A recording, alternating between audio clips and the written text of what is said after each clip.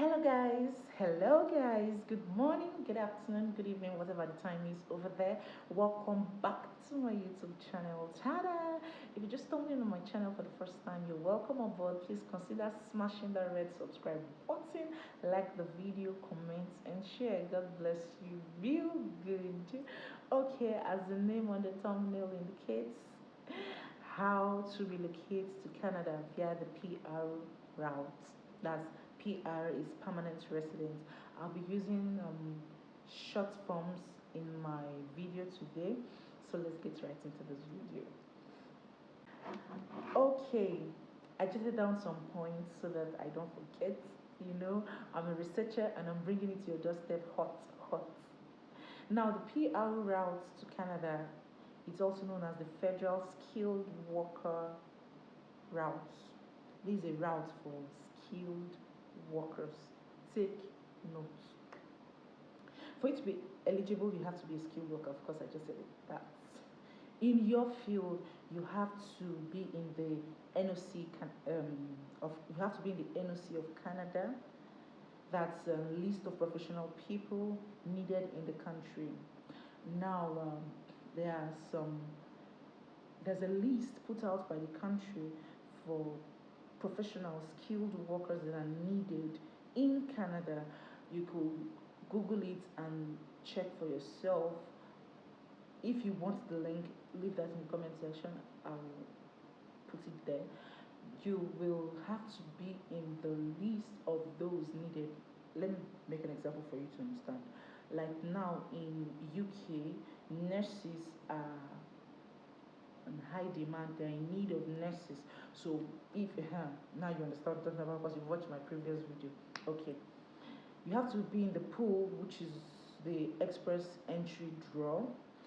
It's a pool where they come and pick some persons out of that pool. That's if you're lucky. You have to have a ranking score. You will be filtered out from the pool to apply. It's only when you're picked out of that pool that you are now eligible to apply. Yes, you receive your ITA, that's invitation to apply. When you apply to enter the express entry, you have to fill a form. Now there are some certain criteria that will increase your score to be chosen. That will increase your score when chosen to boost your score up for you to be accepted. Number one, age factor. That's why I keep telling people, if you want to leave your country, you have to do it now. Because to get to a point where you can still be allowed. Imagine, what is a 62-year-old person relocating to Canada for? To work as a skilled worker? My dear, you are already at your late stage in life, so there's nothing. It's just maybe you're going there to relax, just to do petty mini jobs to survive. That's all. But you can't go as a skilled. You can go though. Don't get me wrong. You can go, but your points, your age will reduce your points. Yes. So if you are above 30 years, that could decrease your points. If you have a resident in Canada that's a family member, relative there, that could also increase your points. Get the catch? That could also increase your points. Either the person is a Canadian citizen or has a permanent resident, then that could also increase your points. If you're above 30 years, that could decrease your score, but you are still allowed to go. Get me right? If you don't get it, forget about it. Proof of funds.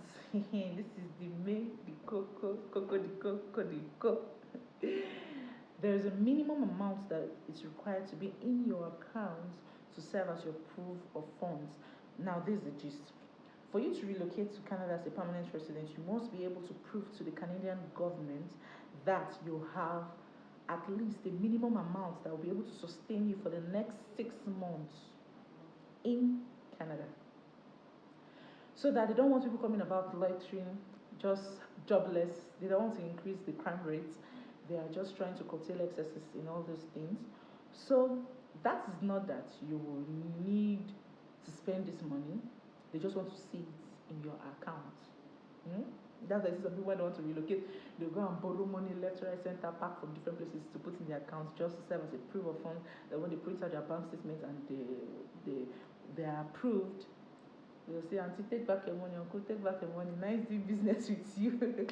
But see, I'll advise you, if you don't have a job in Canada, don't return their money yet because you don't know what you will survive with over there. Okay, that's on the lighter note. For one person relocating to Canada via this route, you need to have at least a minimum of 13,310 Canadian. That's a minimum of 13,310 Canadian dollars. If you're two persons, like you and your spouse, you and your son, or any other person, you will have to have two of you both need to have a minimum of 16,570. Sorry, 13,310 Canadian dollars is for one person. Then you and your spouse, you and your son, your child, your daughter, two of you, you're expected to pay 16,570 Canadian dollars. Not pay, like a minimum that should be in your account. Then for three persons, let's say me, my husband, and my son, just three of us, we are to pay, or you are to pay minimum. You have to have, why do I keep saying pay? Like the money is fitting me. You have to have a minimum of 20,371 Canadian dollars, and it goes on and on and on. While doing the maths with your family, if you have a family of 5, just know any additional person, like I'm giving you an estimate for 3 persons, a man, a woman, and a child, just 3 of you are to have a minimum of 20,371 Canadian dollars. That's not what you're spending. That's what they just want to see in your account as a bank statement. That you can actually survive without a job for 6 months. And actually, you could survive with that in Canada. That's if you're a minimal spender. All those living the bourgeoisie's life, the extravagant life, the want to chill with the big boys, you can't survive with that amount. Just know if your family is higher than these figures I've called, when adding additional family member, add 3,586 Canadian dollars. That's what is added for each person going alone, adding to a family. Like if you're 3, calculate that amount, the 20,371 added with additional person, which will be 3,586 Canadian dollars added. Now, there's also a provincial nomination. In Canada, we have different provinces. There's the Ontario and so on. It's just like, let me relate it to Nigeria, just like the states in Nigeria. There's a particular province might be short-staffed, they might be short of staff, and want a particular person. If you're lucky to be in that field, they go also to the pool. Remember I said there will be a pool where you received from. They go also to that pool and pick out persons who fit their qualifications and criteria needed for a particular job. For an example, if you're a software engineer, if you're a hardware engineer, if you're a dental surgeon and you're needed in that province, they will pick you out from that pool and request for you to apply. The provincial nominations gives you extra 600 points added to your express entry score. While you're applying to enter the pool, make sure to tick that you want your profile to be shared across provinces. Remember, when you're applying to get into the pool, for a province to pick you out, you must have ticked that part where you say, on the form while filling you received, share my profile across provinces, so that others too can also, who have interest in my field, can also request from me. Okay?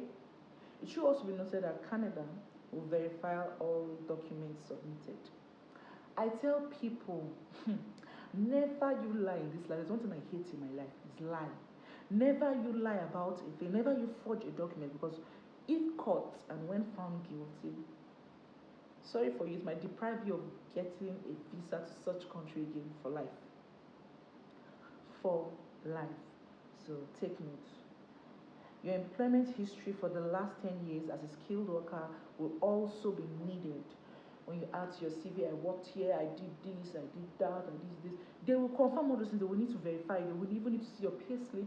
They will also need referrals. So just take note when you start filling places you did not work. Then there's a point where you get your PCC, police clearance letter. Police clearance letter. That's in Nigeria is usually, it's supposed to be free. Police clearance letter is supposed to be free.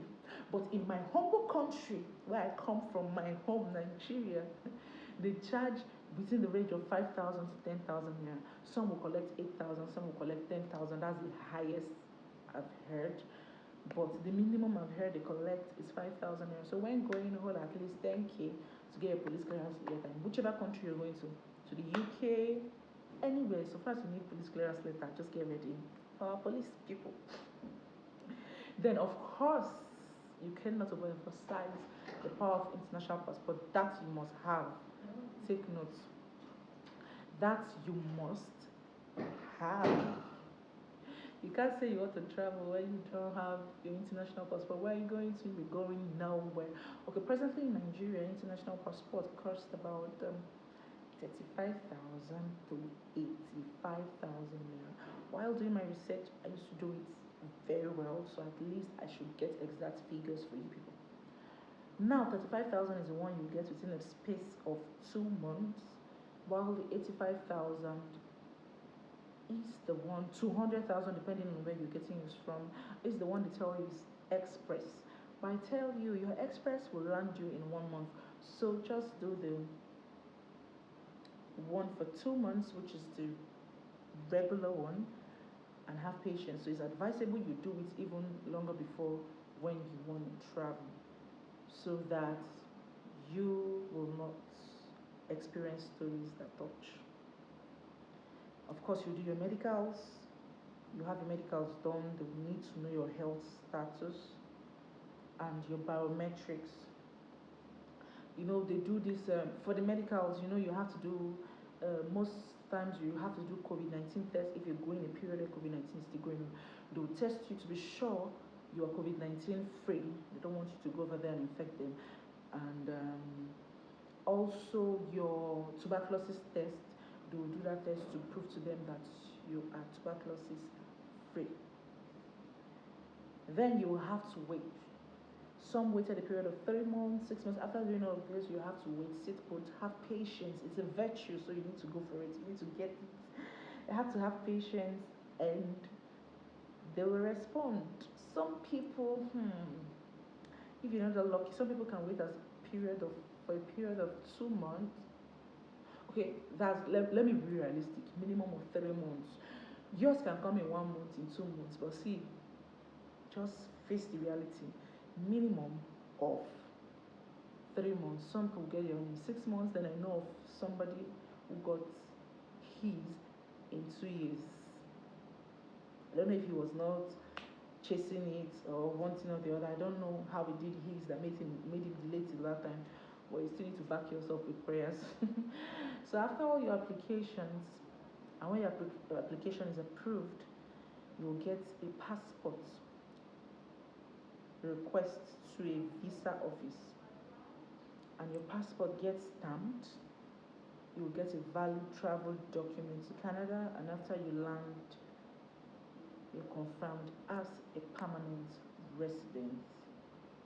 That's how easy and not so easy it is relocating to Canada from your home country. That's if I'm talking from an African country perspective, in Nigeria, in Ghana, Cameroon, and so on. So just get ready. But my advice to those relocating, this one now you're permanent resident, you're relocating with yourself, your family, or just alone to Canada. My advice to you is that try as much as possible while hustling for your permanent residence to be issued. Try as much as possible to get a job before relocating to Canada, because I believe for you to relocate to Canada, you're going in search of greener pastures. So try as much as possible to get jobs online. Try as much as possible to get jobs online. I can also leave in my link below the site for you to get jobs online in Canada. Most of them can even sponsor you. There's a part for sponsorship, so you can actually spend virtually little or nothing relocating. This one I just gave you is a breakdown of I am here, so I decided to take myself and my family to Canada. But if you're being sponsored, you have to be given a certificate of sponsorship, that's the COS.